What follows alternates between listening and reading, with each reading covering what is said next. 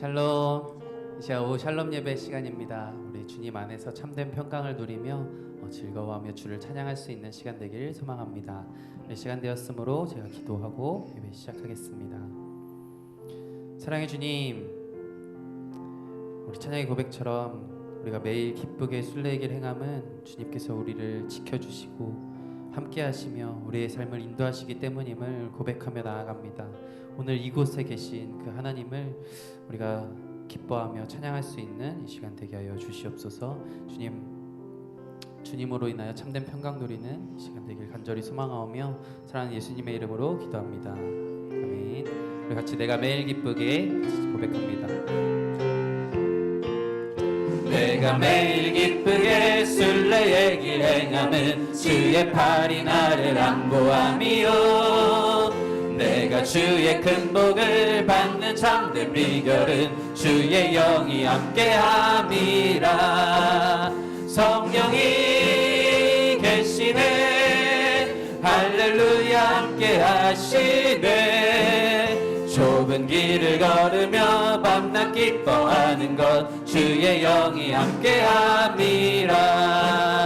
저는 죄에 빠져서 평안함이 없을 때 예수 십자가의 공로 힘입어 그 발 아래 엎드려 참된 평화 얻으면 주의 영이 함께함이라멘. 성령이 계시네, 할렐루야 함께하시네. 좁은 길을 걸으며 밤낮 기뻐하는 것 주의 영이 함께함이라. 나와 동행하시고 모든 염려하시니 나는 숲의 새와 같이 기쁘다. 내가 기쁜 마음으로 주의 뜻을 행하는 주의 영이 함께함이라.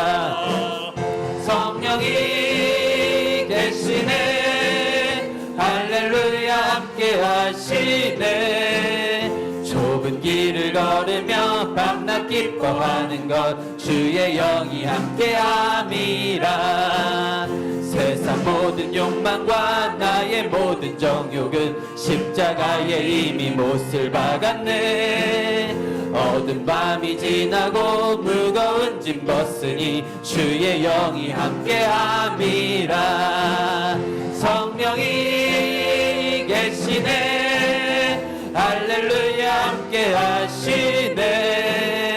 좁은 길을 걸으며 밤낮 기뻐하는 것 주의 성령이 계시네.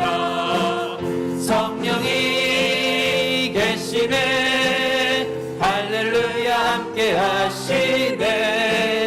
좁은 길을 걸으며 밤낮 기뻐하는 것 주의 영이. 주는 나를 기르시는 목자요, 주는 나를 기르시는 목자요. 나는 주님의 귀한 어린 양, 푸른 풀밭 맑은 시냇 물가로 나를 늘 인도하여 주신다면. 주는 나의 좋은 목자, 나는 그의 어린 양. 저를 따라 꼴을 먹여주시니 내게 부족함 전혀 없어라.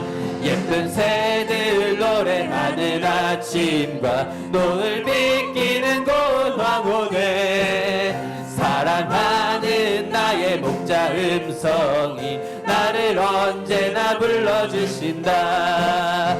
주는 나의 좋은 목자, 나는 그의 어린 양. 저를 따라 꼴을 먹여주시니 내게 부족함 전혀 없어라.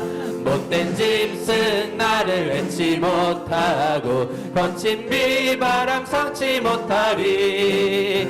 나의 주님 강한 손을 펼치사 나를 주야로 지켜주신다.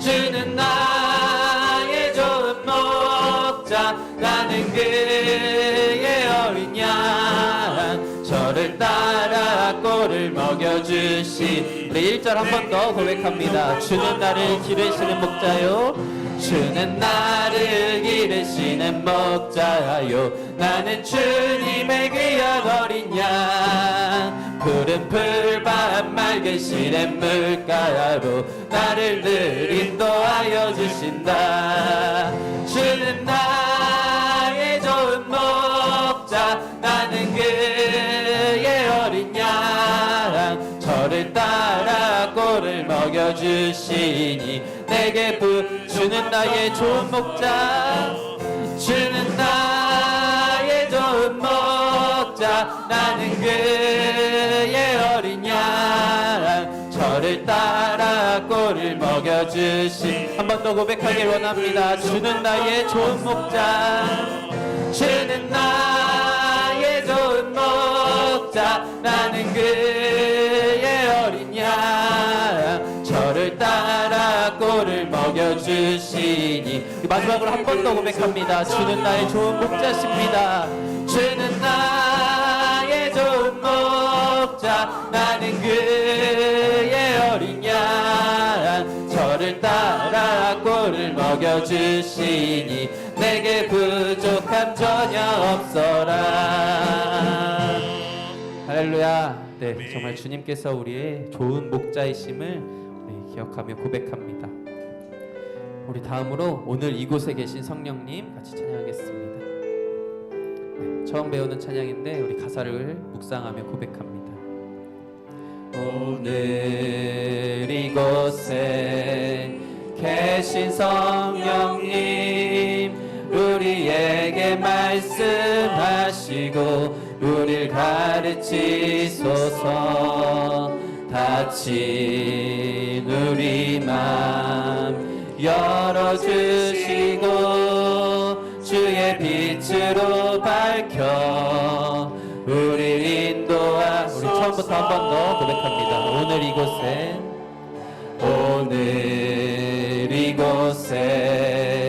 계신 성령님 우리에게 말씀하시고 우릴 가르치소서 닫힌 우리 맘 열어주시고 주의 빛으로 밝혀 우릴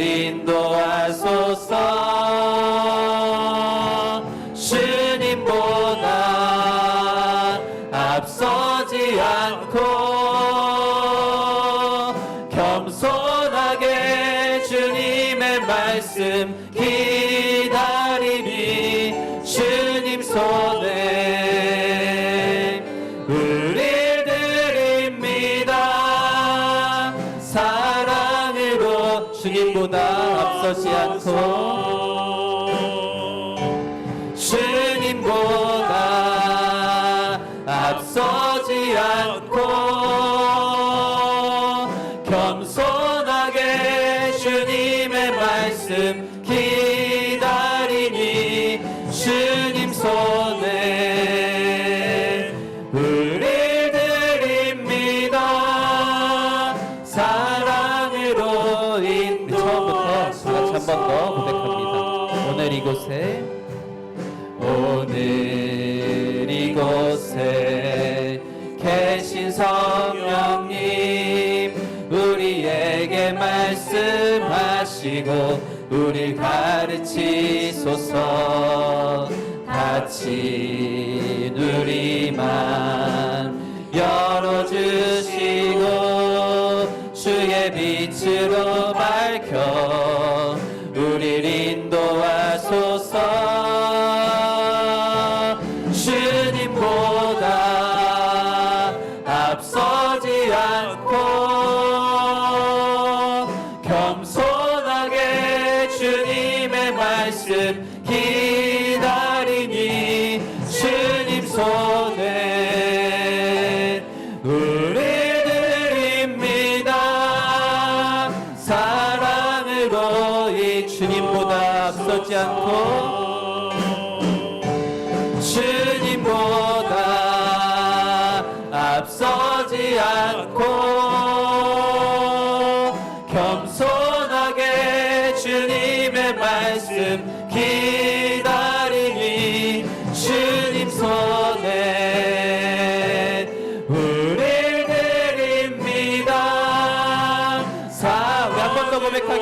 기도합니다. 주님보다 앞서지 않고 주님보다 앞서지 않고 겸손하게 주님의 말씀 기다리니 주님 손에 우리 드립니다. 사랑으로 인도하소서. 우리 찬양의 고백과 함께 같이 기도하길 원합니다. 오늘 이곳에 계신 그 성령 하나님, 우리에게 말씀하시고 우리에게 가르치실 때 정말 우리의 다친 마음이 있다면 열어주시고 주님의 빛으로 밝히사 정말 주님의 말씀을 하나님의 말씀으로 받아 우리가 그렇게 살아갈 수 있는 우리에게 하여 주시옵소서. 이 시간 주님 손에 우리를 온전히 드립니다. 이러한 고백으로 다 같이 주여 한번 부르짖고 기도하며 나아갑니다. 주여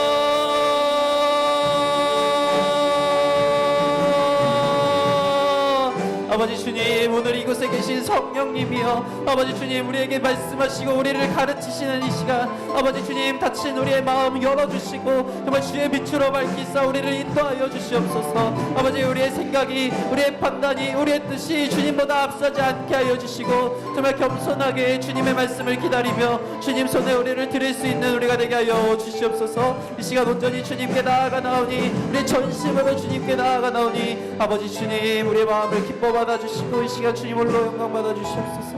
아버지 주님, 이 시간에 주님 주시옵소서.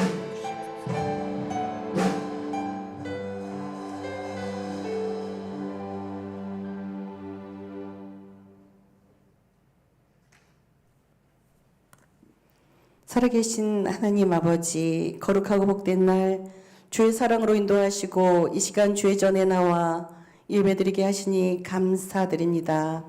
우리의 연약함을 아시는 주님, 지난 한 주간의 삶을 돌아보니 부끄러운 모습뿐입니다. 매일의 삶 속에서 쓰러지고 넘어져 말씀대로 살지 못한 저희들의 삶을 용서하여 주시옵소서. 힘든 상황에서도 모든 것 주님께 위탁하오니 하나님의 능력을 전적으로 믿고 다시금 힘을 내어 봅니다.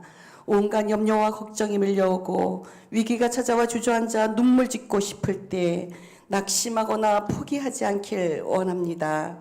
세상이 줄 수 없는 하늘의 위로와 평안으로 우리의 심령을 지켜 주시옵소서. 오직 하나님의 말씀은 내 발의 등이며 내 길의 빛으로 삼고 말씀에 순종하며 주신 사명 잘 감당하는 복된 성도 되길 원합니다. 전능하신 하나님, 이 나라 이 민족을 불쌍히 여겨 주시옵소서. 대통령과 위정자들이 하나님을 경외하게 하시고 기도하게 하시고 하나님이 주시는 은혜 안에서 평안하게 살 수 있는 나라가 되게 하여 주시옵소서.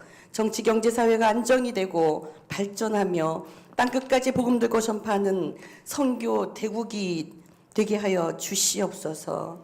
전쟁의 고통으로 신음하는 나라들을 불쌍히 여겨주시고 긍휼히 여기사 하루속히 주님의 평화와 평안을 허락하여 주시옵소서. 성산교회를 사랑하시는 주님, 고난의 날에 하나님은 언제나 안전한 피난처가 되십니다. 예수님의 피로 값주고 세운 교회가 온전한 피난처가 되길 원합니다. 교회를 든든한 반석 위에 견고히 세워주시고 부흥 성장할 수 있도록 인도하시니 또한 감사드립니다. 성령 충만한 교회, 사랑이 넘치는 교회 되어 하나님께 영광 돌리게 하여 주시옵소서. 우리 청빙을 통하여 모든 절차를 마치고 주님 인도하심 따라 정상혁 목사님을 모시게 되어 감사드립니다. 목회 사역의 큰 그림으로 조금도 부족함이 없도록 지혜를 주시고 성령 충만한 능력을 덧입혀 주시옵소서. 22년간 목회 사역 기간 애쓰고 수고하신 우리 담임 목사님, 오랜 기간 성산에서 목회 비전을 저희들에게 허락하시고 말씀으로 인도해 주신 하나님 감사합니다. 많은 아쉬움을 남겨주시고 떠나신 우리 이용수 목사님에게 동일한 은혜를 허락하사 앞으로 나아가는 행보 위에 축복하시고 건강 지켜 주시옵소서. 이 시간 말씀 준비하신 전재국 목사님께 은혜를 더하여 주시사 말씀 가운데 크고 놀라운 비밀을 선포하여 주시옵소서. 말씀을 들음으로 힘을 얻게 하시고 말씀 앞에 겸손하고 말씀 앞에 순종하게 하시며 우리의 삶 가운데 능력으로 나타나게 하여 주시옵소서. 사랑이 많으시고 우리의 소망이 되신 예수님의 이름으로 간절히 기도드렸습니다. 아멘.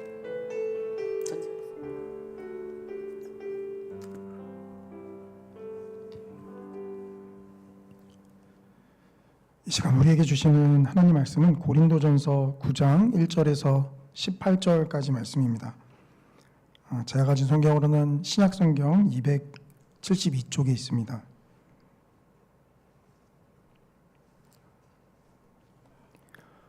고린도전서 9장 1절에서 18절까지 저와 성도님들이 한 절씩 교독하시고 마지막 한 절은 함께 읽겠습니다. 내가 자유인이 아니냐 사도가 아니냐 예수 우리 주를 보지 못하였느냐 주 안에서 행한 나의 일이 너희가 아니냐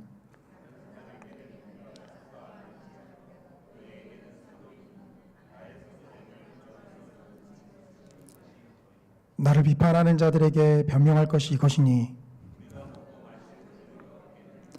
우리가 다른 사도들과 주의 형제들과 게바와 같이 믿음에 자매된 아내를 데리고 다닐 권리가 없겠느냐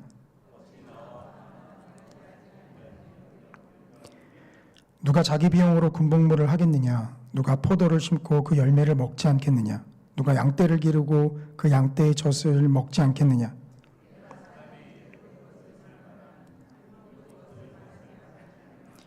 모세의 율법에 곡식을 밟았다는 소에게 망을 씌우지 말라 기록하였으니 하나님께서 어찌 소들을 위하여 염려하심이냐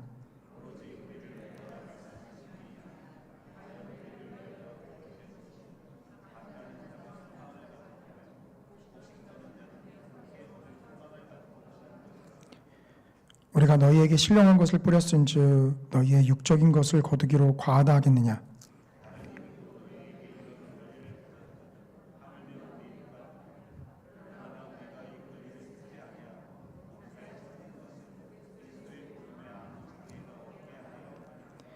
성전의 일을 하는 이들은 성전에서 나는 것을 먹으며 제단에서 섬기는 이들은 제단과 함께 나누는 것을 너희가 알지 못하느냐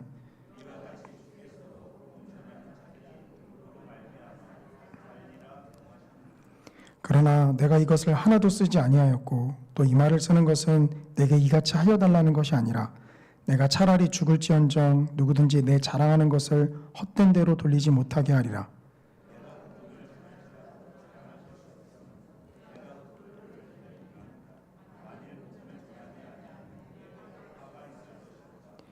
내가 내 자의로 이것을 행하면 상을 얻으려니와 내가 자의로 아니한다 할지라도 나는 사명을 받았노라. 그런즉 내 상이 무엇이냐? 내가 복음을 전할 때에 값없이 전하고 복음으로 말미암아 내게 있는 권리를 다 쓰지 아니하는 이것이로다. 아멘. 오늘은 복음을 의식하는 삶이라는 제목으로 함께 하나님의 은혜 나누기를 원합니다. 2018년 12월 30일 날 처음 우리 교회에 출근을 했는데요. 그때가 주일이었어요. 그리고 나서 이제 올해로 횟수로 6년째가 됐고요. 이미 아시는 성도님들도 많이 계시겠지만 오늘이 제가 주일날 하는 마지막 설교입니다.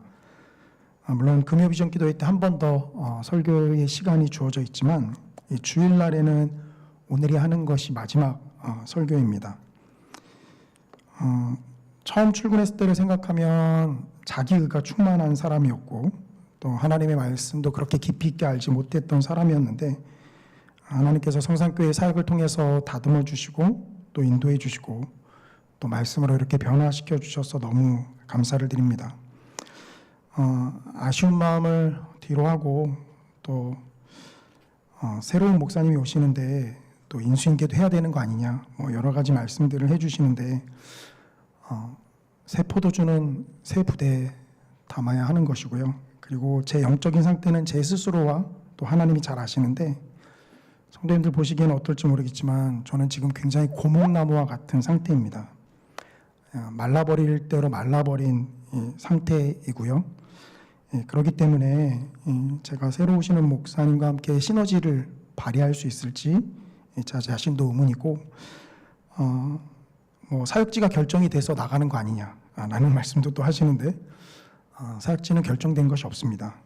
그러나 그럼에도 불구하고 제 스스로 하나님 앞에 저 자신을 돌아보는 시간을 좀 갖자고도 생각이 됐고요. 그리고 저도 이제 여러 교회에서 담임 목사님을 청빙하는 가운데 이력서를 정말 발바닥에 땀이 나게 내고 있는데 아직 들려오는 소식은 없습니다.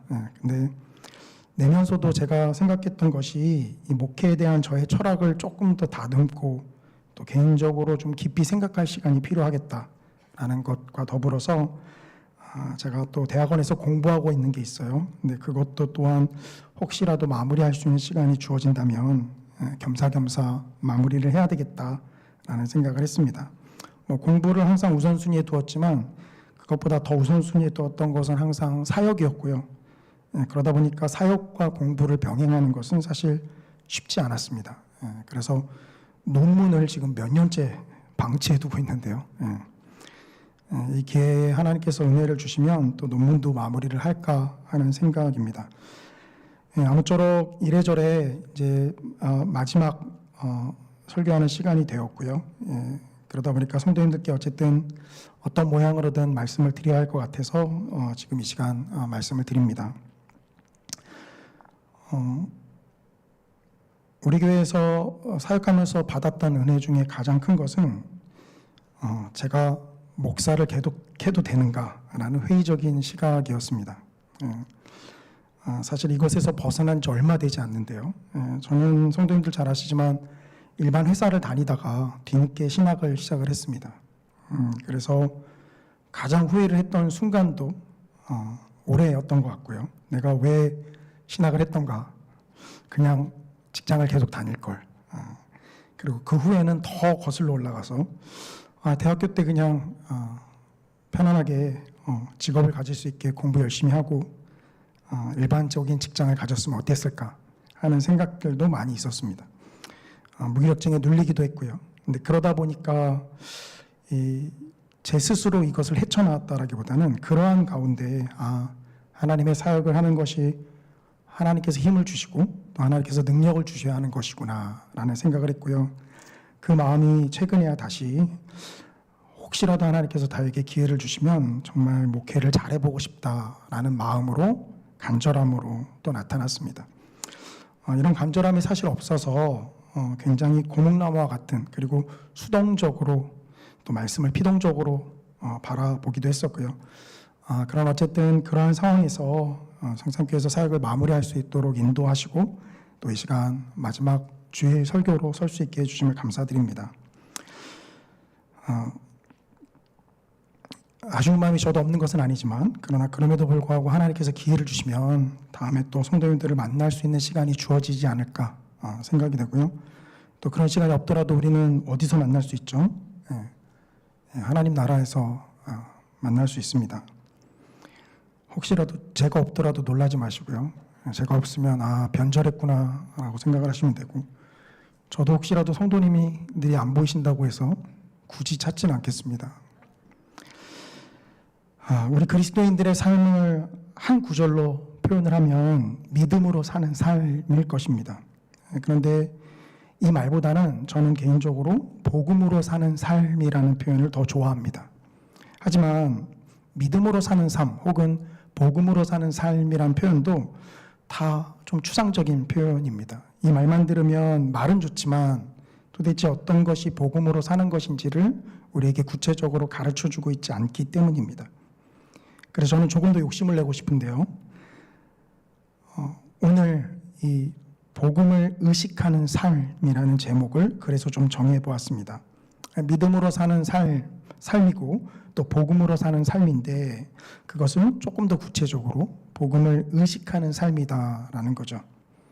의식한다는 것은 생각이 미쳐서 어떤 일이나 현상을 깨닫게 된다라는 뜻도 있지만 그러나 그것보다는 어떤 것을 두드러지게 느끼거나 특별히 염두에 두다라는 뜻으로 제가 좀 오늘 제목을 삼았습니다.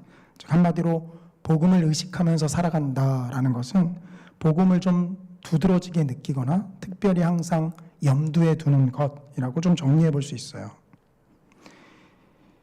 그래서 그 구체적인 것을 오늘 본문 가운데 세 가지 살펴보려고 합니다.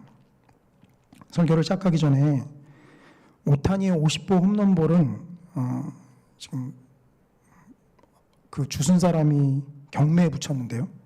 또 어떤 사람은 자기에게서 뺏어갔다라고 해서 이 법정 소송까지 건 상태입니다. 경매를 거치지 않고 바로 가져가려면 방법은 간단합니다. 60억을 내면 경매 거치지 않고 바로 가져갈 수 있다라는데요.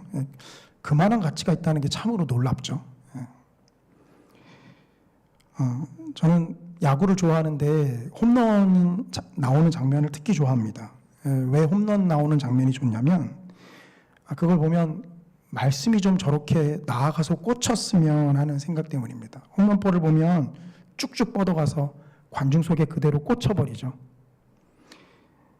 말씀이 그렇게 홈런볼처럼 날아가서 성도님들의 마음에 심령 깊숙이 꽂히기를 주님의 이름으로 간절히 축원합니다. 이 사도 바울은 우리가 고린도전서 8장에서 우상의 제물에 참여하는 문제를 다루었던 것을 살펴보았습니다. 오늘 본문을 읽으면 마치 우상의 제물이라는 주제에서 사도의 권리 혹은 자유라는 주제로 넘어간 것처럼 보입니다만, 그러나 우상의 제물을 먹는 이야기는 고린도전서 11장까지 계속 이어집니다. 그러니까 즉 오늘 본문은 우상의 제물을 먹는 내용에서 계속해서 연결되고 있는 내용이다라는 것이죠.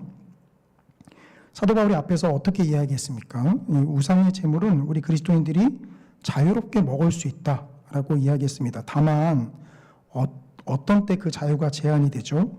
그것은 믿음이 연약한 자가 이거 먹으면 어떡해요? 라고 이야기를 하거나, 믿음이 연약한 자가, 믿음이 성숙한 자가 우상의 제물을 먹는 것을 보고 믿음의 지장을 받을 때입니다. 이제 그럴 때면 먹지 않아야 한다라는 것이죠. 율법을 따라서 어떤 음식은 먹어도 된다, 어떤 음식은 먹지 말아야 한다가 아니라 다른 사람의 신앙과 믿음에 따라서 우리의 자유를 제한해야 한다는 것이죠. 그래서 사도 바울은 이 고린도전서 8장 13절에서 그 이야기를 전개할 때는 3인칭으로 이야기하다가 마지막 8장 13절에서 인칭을 1인칭으로 바꿔버립니다. 고린도전서 8장 13절에 그러므로 만일 음식이 내 형제를 실족하게 한다면 나는 영원히 고기를 먹지 아니하여 내 형제를 실족하지 않게 하리라. 이게 이제 사도 바울의 고백이죠. 앞에서는 이제 3인칭 그로서 표현되다가 이 13절에 와서는 내가 그러지 않겠다라고 이야기를 하고 있습니다. 그러면서 이제 고린도전서 9장에서 자신의 이야기를 본격적으로 하기 시작합니다. 고린도전서 9장은요, 바울 자신의 사도성에 대한 변론이다라고 볼 수 있습니다. 왜 자신이 사도의 자격을 가졌는지, 그럼에도 불구하고 왜 사도의 권리를 다 사용하지 않는지를 사도 바울이 변론합니다. 그렇기 때문에 우리는 오늘 본문을 통해서요, 사도 바울이 사도의 권리를 가졌지만 그것을 제한하는 것을 통해서 복음을 의식하는 삶이 무엇인지를 세 가지 살펴보려고 합니다. 첫째는요, 복음을 의식하는 삶은 자격증이 아닌 실력으로 살아가는 것이다. 무슨 내용인지는 제가 설명을 드리겠습니다. 다시 한번 말씀드리면 복음을 의식하는 삶은 자격증이 아닌 실력으로 살아가는 것이다입니다. 바울은 먼저 자신의 사도성을 의심하는 고린도 교회 성도들에게 자신이 왜 사도인지를 주장하기 시작합니다. 고린도전서 9장 1절과 2절인데요. 내가 자유인이 아니냐, 사도가 아니냐, 예수 우리 주를 보지 못하였느냐, 주 안에서 행한 나의 일이 너희가 아니냐, 다른 사람들에게는 내가 사도가 아닐지라도 너희에게는 사도이니 나의 사도됨을 주 안에서 인친 것이 너희라. 바울은 자신이 사도다라는 것의 근거로서 예수 우리 주를 보지 못하였느냐라고 반문합니다. 그러니까 당시 사도라고 한다면 예수님의 12제자처럼 예수님의 공생의 기간 동안 예수님을 직접 본 자들, 이들이 사도인 것이죠. 오늘날 사도라는 직분은 왜 교회에서 사라져버린 것이죠? 아무도 예수님과 동행하고 직접 보지 못했기 때문입니다. 그렇기 때문에 교회 안에서 사도라는 직함은 더 이상 사용하지 않죠. 근데 뭐 잘못된 이단 중에는 신사도라고 해서 자신들이 새로운 사도다라고 주장하는 사람들도 있는데요.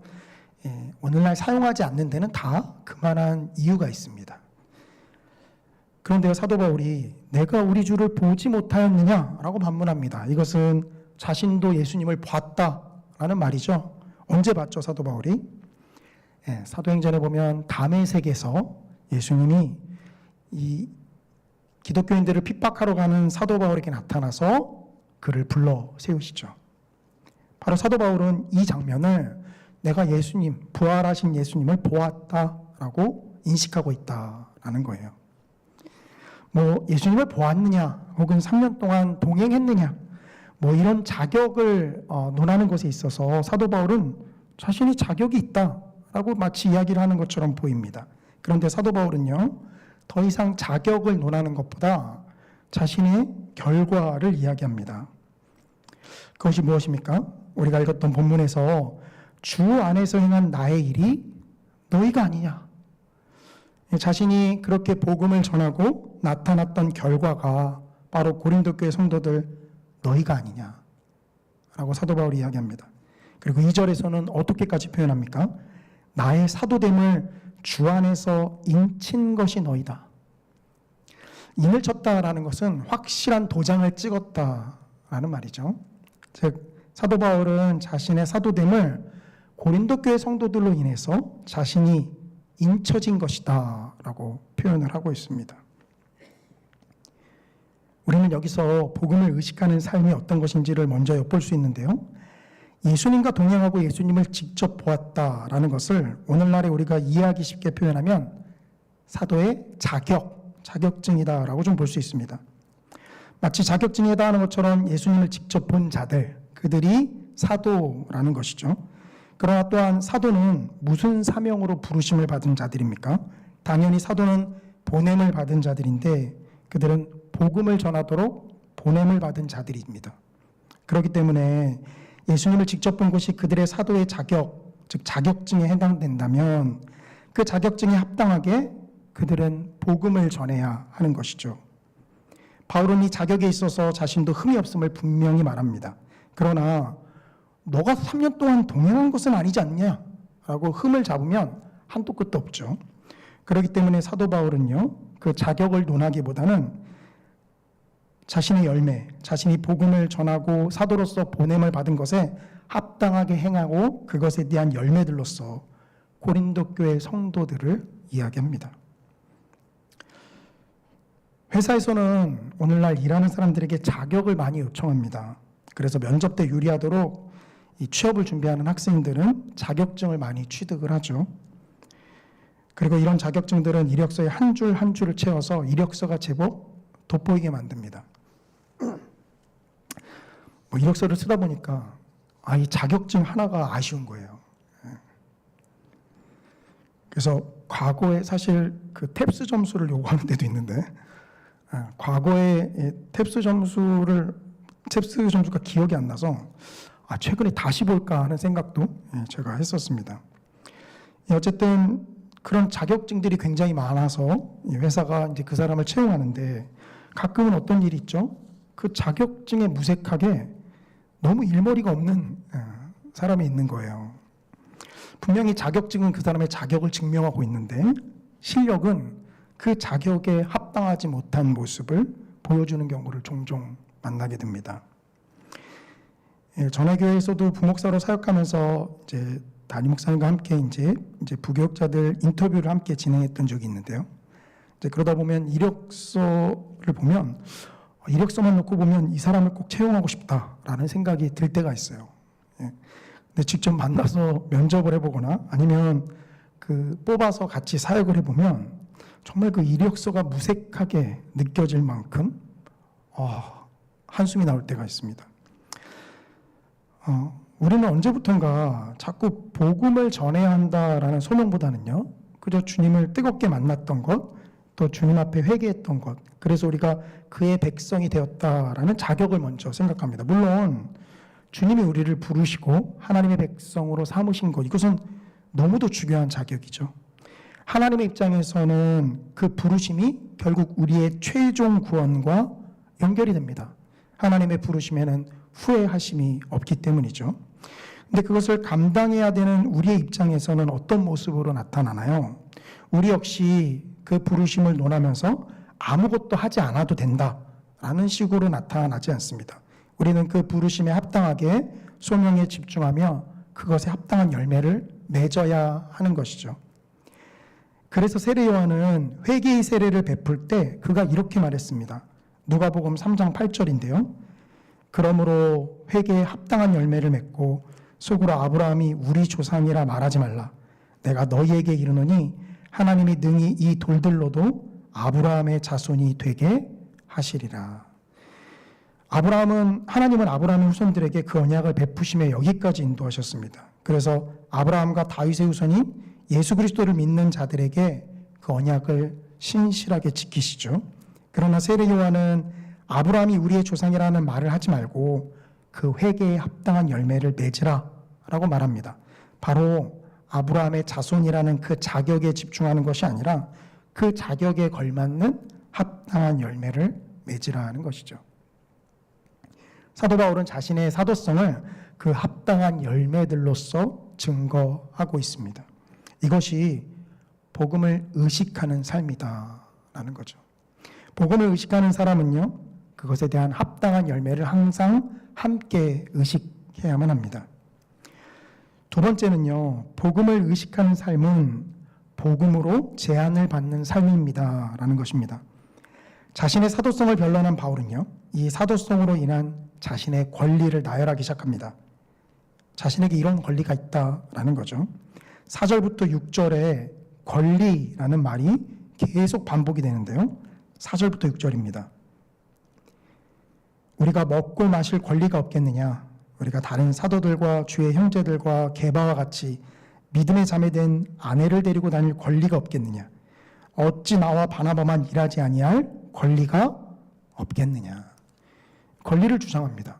자신이 사도이기 때문에 그 사도에게 합당한 권리가 있다라는 거죠. 가장 기본적인 먹고 마실 권리, 그리고 아내를 데리고 다닐 권리, 또한 일하지 않을 수 있는 권리를 이야기합니다. 여기 권리는 헬라어 엑수시아인데요. 이게 복음서에서는 예수님의 권위, 권능을 표현할 때 이 엑수시아로 표현합니다. 예수님이 놀라운 능력을 행할 때마다 이 권위가 도대체 어디서 온 거냐? 라고 할 때 이 엑수시아로 표현돼요. 근데 오늘 본문은 이 예수님의 권위와 권능으로 표현되기보다는요, 이 우리가 읽은 고린도전서 9장 4절과 6절에는 권리로 번역하고 있지만 그 바로 앞에 한 장 고린도전서 8장 9절에는요, 이 엑수시아를 자유로 번역합니다. 고린도전서 8장 9절인데요. 그런즉 너희의 자유가 믿음이 약한 자들에게 걸려 넘어지게 하는 것이 되지 않도록 조심하라.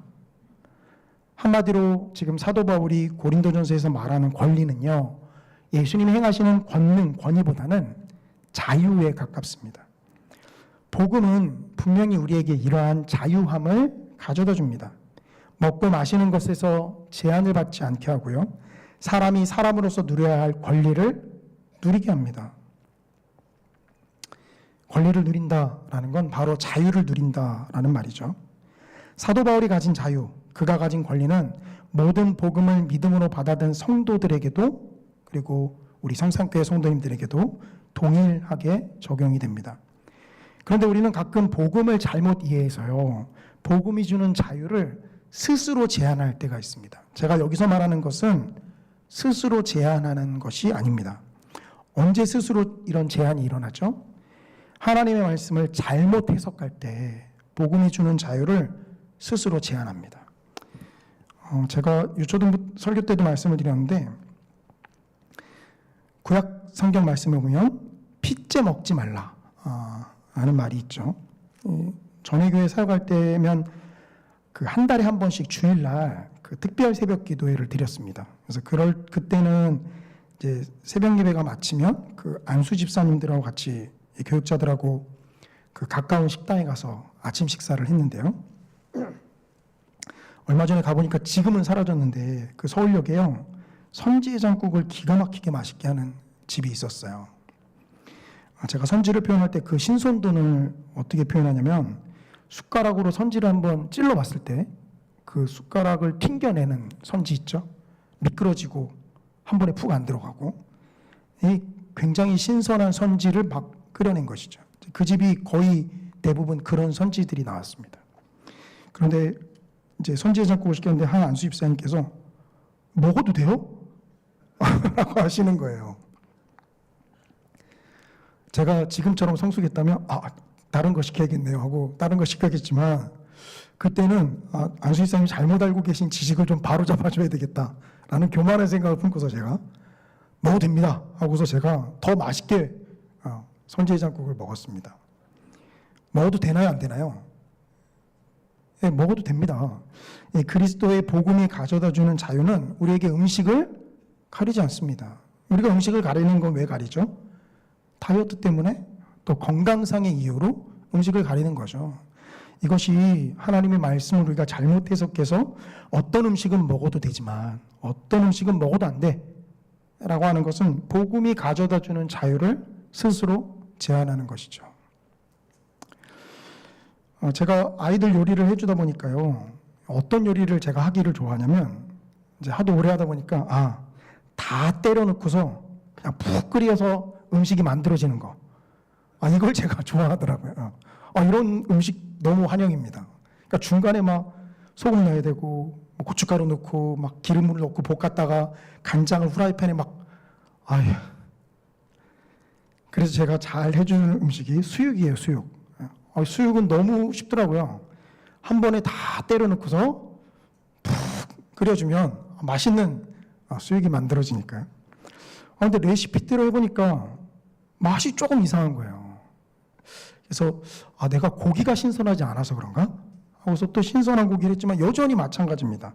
알고 봤더니 제가 그 냉동된 상태에서 그대로 이제 요리를 했었는데 피를 좀 충분히 빼주지 않은 상태에서 이제 그 피 때문에 느껴지는 맛이었어요. 그러니까 왜 이런 말씀을 드리냐면 이제 피째 먹지 말라라고 주장하시는 분들이 은연중에 자신도 모르게 이렇게 피를 먹는다라는 거죠. 이 사도 바울이 지금 스스로 제안하고 있는 것은요, 율법에 뭐 하지 말아라, 뭐 하면 안 된다, 이 논리를 따라서 자신을 제한하는 게 아닙니다. 사도 바울은 왜 스스로를 제한하죠? 그것이 자신의 권리를 쭉 주장하다가 고린도전서 9장 12절에서 이런 이야기를 합니다. 다른 이들도 너희에게 이런 권리를 가졌거든 하물며 우리일까 보냐. 그러나 우리가 이 권리를 쓰지 아니하고 범사에 참는 것은 그리스도의 복음에 아무 장애가 없게 하려 함이로다. 사도 바울이 복음이 주는 자유를 제한하는 것은요, 율법 때문이 아닙니다. 또 말씀을 잘못 해석했기 때문도 아닙니다. 사도 바울이 복음이 주는 자유를 제한하는 유일한 이유는 복음 때문이에요. 그러니까 참 아이러니하죠. 복음은 우리에게 자유를 가져다 주는데요, 동시에 제한도 가져다 줍니다. 고린도전서 8장에서 복음이 주는 자유함은요, 우상의 제물까지 먹어도 된다라고 하는 것으로 나타났습니다. 그러나 그런 바울이 스스로를 금하고 있는 게 있어요. 그것은 복음으로 인하여 누리는 우리의 자유함이 다른 사람이 복음을 받아들이는 것에 장애로 나타날 때입니다. 우리는 율법을 따라서 우리를 제한하지 않습니다. 그러나 그렇다고 해서 우리가 무엇이든지 할 수 있는 권리가 무작정 주어지는 것이냐? 아니요. 복음의 원리를 따라서 우리는 스스로를 제한해야 하는 것이죠. 이 교회 안에 다툼과 분쟁이 일어나면은요, 우리가 어떤 식으로만 자꾸 경도되냐면 이 다툼과 분쟁을 무조건 이기는 쪽으로 상황이 경도되어 나타납니다. 그래서 한번 싸움이 일어난 교회는 둘로 나뉘고 나서야 항상 종결이 된다라는 이야기도 있죠. 무엇을 이야기하는 것이죠? 다른 사람이 그 다투고 싸우는 장면을 볼 때, 특히 믿음이 연약한 자들이 다투고 싸우는 장면을 볼 때 어떤 생각을 할까요? 우리 편 이겨라 이럴까요? 그러지 않습니다. 교회에 다녀봤자 소용이 없나? 하나님은 살아계시지 않는 건가? 교회에 오래 다녔다 하는 사람들이 왜 이렇게 세상 사람들과 별반 차이 없이 싸우는 거지? 라는 생각을 하게 되죠. 그러다 보면 복음을 향해서 마음이 어느 정도 열렸다가도 그런 모습을 보고서 스스로 마음을 닫게 되는 결과가 나타납니다. 어떤 거예요? 자신이 복음으로 주는 자유함을 끝까지 누림으로 인해서 결국 다른 사람이 복음을 받아들이는 것에 장애물로 나타나는 것이죠. 다툼과 분쟁이 있는 것, 그 권리를 끝까지 주장하면요, 그 다툼과 권리를 끝까지 해서 무조건 이겨야 자신의 권리를 다 사용하는 것입니다. 그러나 복음을 받아든 사람은 복음 때문에 적절한 선에서 그것을 멈춰야 하는 것이죠. 그래서 사도 바울은 그렇게 자신이 신랄하게 비판했던 율법 준수와 절기에 대해서 어떤 자세를 취하죠? 오늘 본문을 넘어가서 고린도전서 9장 20절을 가면은 사도 바울이 이렇게 표현합니다. 유대인들에게 내가 유대인과 같이 된 것은 유대인들을 얻고자 하며 율법 아래에 있는 자들에게는 내가 율법 아래에 있지 아니하나 율법 아래에 있는 자 같이 된 것은 율법 아래에 있는 자들을 얻고자 하며. 이 율법과 유대인들이 지키는 절기를 그렇게 비판했던 사도 바울인데요. 그러나 자신이 유대인들을 얻기 위해서 율법 아래에 있는 자들처럼 될 것이다 라고 이야기합니다. 물론 사도 바울은 이 율법을 지키는 것과 절기를 지키는 것을 복음보다 앞세우는 자들이 있다면 그들을 향해서 신랄하게 비판을 할 것입니다. 그러나 또한 그 복음을 증거하고 복음을 전파하기 위해서 스스로 율법 아래 매이는 모습을 보여줍니다. 여기서도 우리가 생각하셔야 되는 것은 율법 때문에 사도 바울이 스스로의 자유를 제한하는 것이 아니라 복음 때문에 스스로의 자유를 제한하고 있다라는 것입니다. 사도 바울은 복음으로 인해서 자신에게 주어진 권리를 철저하게 제한하는 모습을 보여줍니다. 그리고 이런 말씀을 읽으면 복음을 의식하는 삶을 살아가야 되는 우리는 어떤 다짐을 하게 되죠? 나 또한 복음 때문에 나에게 주어진 권리를 사용하지 않겠다라는 다짐으로 이어집니다. 저도 본문을 읽으면서 그런 다짐을 했는데요. 다짐은 다짐일 뿐. 결국 이런 상황을 맞이하게 되면 우리는 어떤 모습을 보이죠? 우리의 권리를 끝까지 주장하는 모습을 보입니다. 분명히 복음을 의식하며 사는 삶은 복음으로 나 자신을 제한하는 삶인데, 그리고 그 말씀을 읽고 은혜 받은 우리가 그렇게 살아야겠다라고 다짐까지 하는데 정작 그런 상황에 부딪히면 우리는 어떤 자세를 취하죠? 자신의 자유와 권리를 끝까지 주장하는 모습을 보여줍니다. 성도님들 눈빛을 보니까 나는 안 그럴 거야 라는 눈빛으로 저를 쳐다보고 계시는데요. 제가 그런 것처럼 성도님들 또한 만만치 않음을 아마 느끼실 겁니다. 도대체 어떻게 해야 될까요? 분명히 말씀은 복음으로 인해서 우리의 자유를 끝까지 주장하지 말 것을, 또 사도 바울은 그렇게 할 것을 이야기했는데 우리는 왜 자꾸 우리 자신의 자유와 권리를 끝까지 주장하는 방향으로 나아갈까요? 우리의 힘으로 제한할 수가 없습니다. 다툼과 분쟁을 제3자 입장에서 바라보면 어린아이들처럼 왜 싸우나 라고 혀를 끌끌 차던 우리가 그 다툼과 분쟁의 소용돌이 안으로 말려 들어가면 언제 그랬냐는 듯 우리 역시 더 어린아이와 같은 모습을 보이기 때문입니다. 어떻게 해야 될까요? 그래서 여기서 세 번째, 복음을 의식하는 삶이 무엇인지를 살펴보는 것이 필요합니다. 세 번째는요, 복음을 의식하는 삶은 직분에 매인 삶이자 그것을 뛰어넘는 삶입니다. 먼저 사도 바울은 고린도전서 9장 16절 17절에 이렇게 이야기합니다. 내가 복음을 전할지라도 자랑할 것이 없음은 내가 부득불할 일임이라. 만일 복음을 전하지 아니하면 내게 화가 있을 것이로다. 내가 내 자의로 이것을 행하면 상을 얻으려니와 내가 자의로 아니한다 할지라도 나는 사명을 받았노라. 조금 어려운 표현인데요. 먼저 좀 정리를 해보면 사도 바울은 이 부득불할 일이다라고 복음을 전하는 자신의 사명을 이야기합니다. 부득불할 일, 이 표현을 어떻게 생각하세요?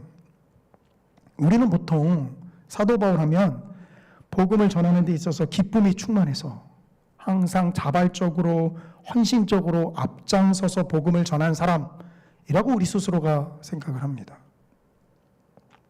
그런데 그런 생각을 가지고 본문을 보면요, 참으로 놀라운 표현이에요. 내가 부득불할 일이다 라고 복음을 전하는 것을 이야기합니다.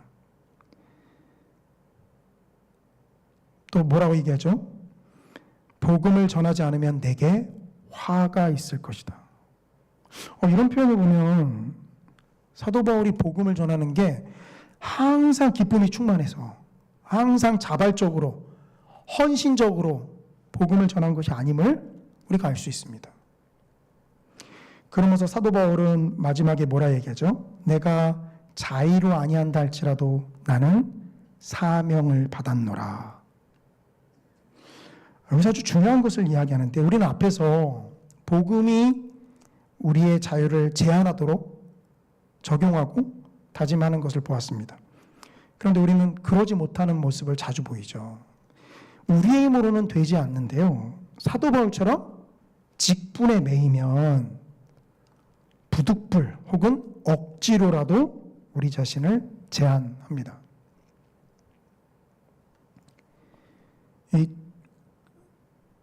오후 예배를 준비하다가 이제 하려고 엘리베이터를 타는데 성도님들 몇 분이 가시면서 저랑 마주치니까 이제 예배를 안 드리고 가시는 게 미안하신지 너무 겸연쩍게 막 웃으시면서 이렇게 가시더라고요.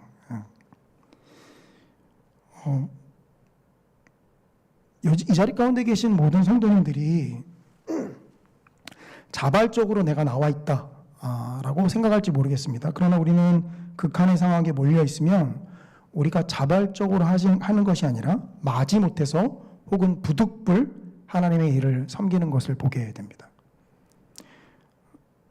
목사로서 사역했던 저의 모습을 보더라도 제가 항상 기쁨이 충만해서 항상 하나님이 주신 은혜가 넘쳐서 항상 웃으면서 기쁘면서 사역을 감당했던 것이 아님을 보여줍니다. 우리는 어떤 순간이 있어요. 우리는 사람인지라 그 기쁨이 주는 충만함으로 사역을 감당하기도 하지만 그러나 때로는 어떤 모습이죠? 부득불 마지못해서 내가 해야 될 일이니까 하는 경우도 있어요. 그게 어떤 상황일 때입니까? 바로 우리가 직분을 감당할 때입니다. 그렇게 우리의 힘으로는 복음으로서 우리의 자유를 제한하지 못하는 우리가 직분을 받고 직분 위에 서게 되면 그 직분으로 인해서 우리의 자유를 제한하죠. 물론 교회에서 지는 직분을 이 발끝에 때만큼도 여기지 않으시는 분들에게는 막 그까지 직분 교회에서 임명하더라도 나는 몰라, 나대로 갈 거야 라고 하시는 분들에게는 뭐 소용없는 말이겠죠. 그러나 교회에서 주는 직분을 하나님이 주신 직분이고 귀한 직분으로 여기시는 분들은요, 이 직분 때문에 내가 하기 싫더라도 내가 받은 이 책임 때문에 일들을 감당하고자 하는 것이죠. 우리는 이 자리에 하나님께서 주신 직분과 사명이 없었다라고 한다면 하나님 앞에 나오지 못할 수도 있었을 것입니다. 이 직분이 복음으로 말미암아 우리에게 주어진 자유를 제한하고 하나님의 일들을 섬기게 만드는 것이죠. 사도 바울도 그것을 고백하고 있습니다. 부득불 복음을 전했고요. 또 이 복음을 전하지 않으면 자신에게 화가 임할 것을 두려워해서 복음을 전하는 것이죠.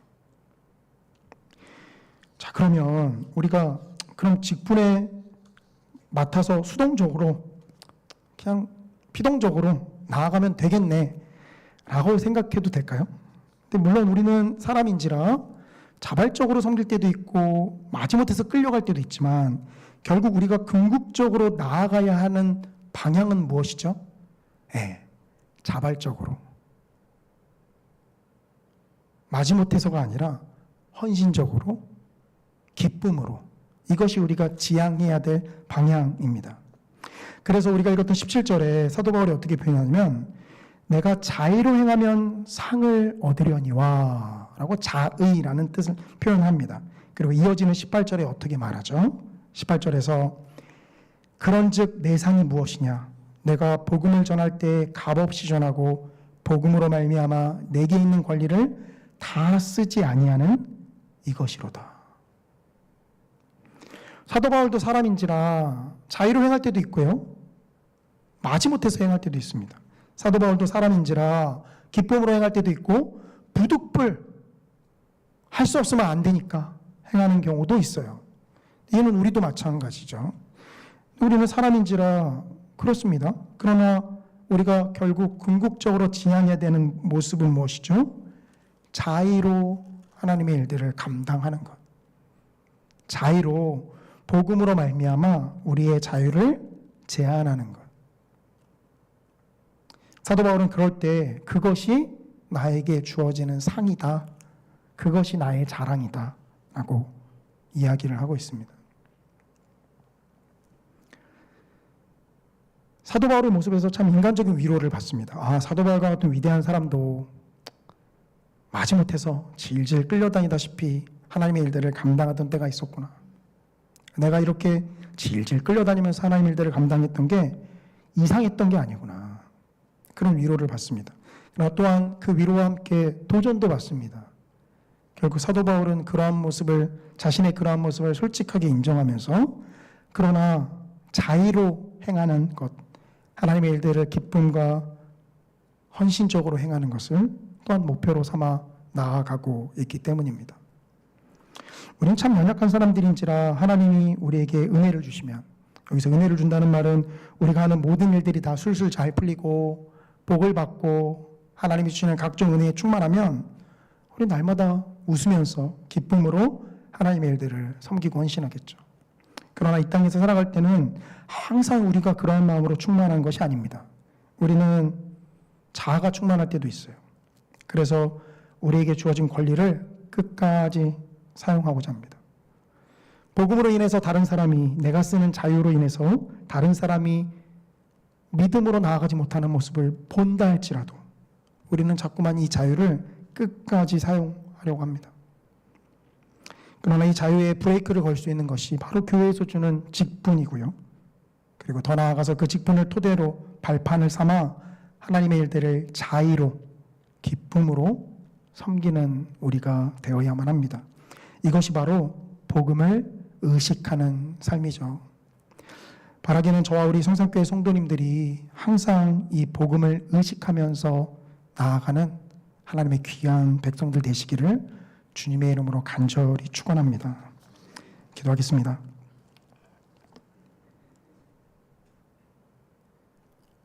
살아계신 아버지 하나님, 주님의 은혜와 사랑을 감사를 드립니다. 참 연약하고 부족한 우리를 하나님께서 부르시며 또 여기까지 인도하시고 이끌어 주심을 감사를 드립니다. 주님의 은혜 가운데 우리가 주님께 귀한 직분을 받았음을 고백합니다.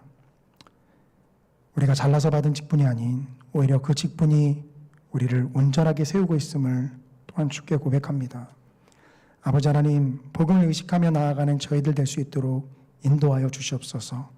항상 우리의 삶에 우리의 자아보다 복음을, 또 그 복음으로 인하여 받은 사명을 우선하는 저희들 될 수 있도록 이끌어 주시옵소서.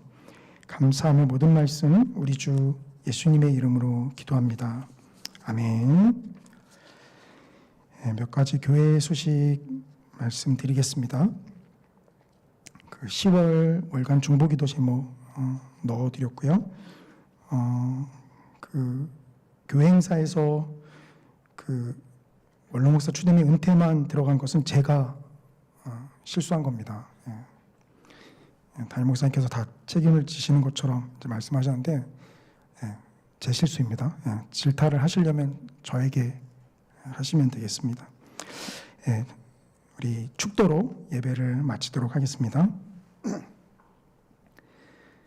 이제는 우리 주 예수 그리스도의 은혜와 하나님 아버지의 지극히 크신 사랑과 성령 하나님의 교통내조 역사 충만하심이 항상 복음을 의식하며 살아가는 모든 성도들의 머리 위에와 또 그 가정 위에, 일터 위에, 또한 그 자녀들에게 이제로부터 영원토록 함께 하실지어다. 아멘.